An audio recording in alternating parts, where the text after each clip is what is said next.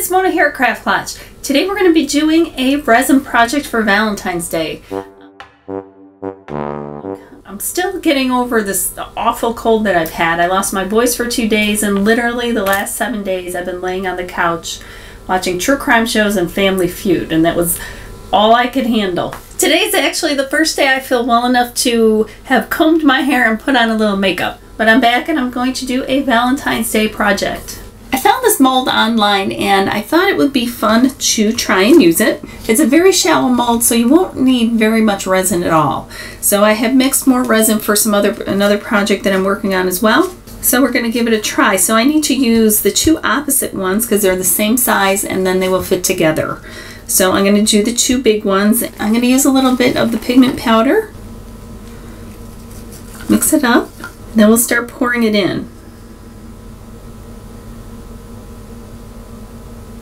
And you don't want to overfill it.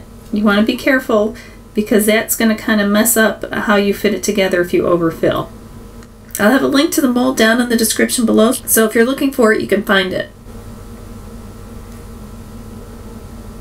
When you get it filled, take your lighter, pop the bubbles, and then you want to let this sit a minimum of 12 hours. And I'm going to fill the other part of it to the corresponding heart. After I'd pulled out the first set of hearts, I mixed some more resin and did a second set because I felt like it wasn't going to be thick enough for these to come together properly. So now what I have is 4 pieces, and they match perfectly, obviously, because they were made in the same molds. I have the 4 pieces all cured, and now I'm just going to take some glue and make sure it is clear drying glue and add it to the backs of the pieces.